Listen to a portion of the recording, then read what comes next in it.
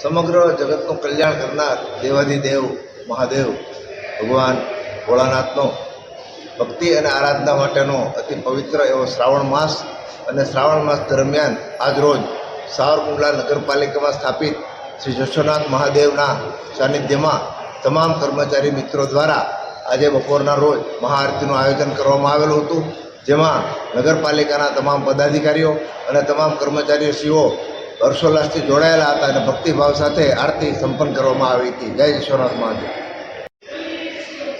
સાવરકુંડલા નગરપાલિકાનું જે જૂનું બિલ્ડિંગ છે આપણે દરબારગઢમાં આવેલ છે. હવે સાવરકુંડલા નગરપાલિકાના લગભગ તમામ કર્મચારીઓ પ્રથમ જશોનાથ મહાદેવના દર્શન કરી અને ત્યારબાદ પોતાનું કામગીરી સંભાળતા એવી વર્ષોથી પરંપરા હતી.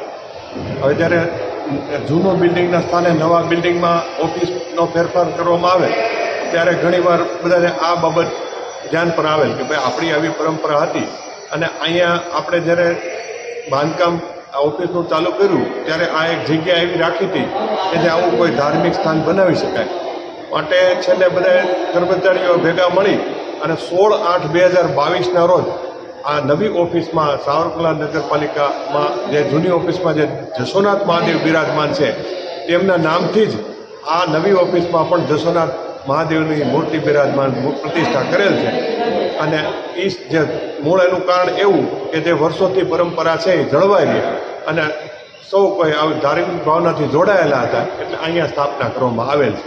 22ના રોજ આપણે સ્થાપના કરી મૂર્તિ પ્રતિષ્ઠા દિવસ 16/8/2022. જ્યારથી સ્થાપના કરવામાં આવી ત્યારથી લગભગ દરરોજ સવારે અને સાંજે નિયમિત અહીંયા આરતી થાય છે અને જ્યારથી 12ના ભાગે જોગીદાસ બાપુ કુમારની પ્રતિષ્ઠા કરી મૂર્તિ પ્રતિષ્ઠા કરી ત્યારથી તેમની પણ આરતી નિયમિત કરવામાં આવે છે. એટલે બંને જગ્યાએ આરતી નિયમિત થાય છે અને સાંજના સમયે ખાસ તો થાય છે.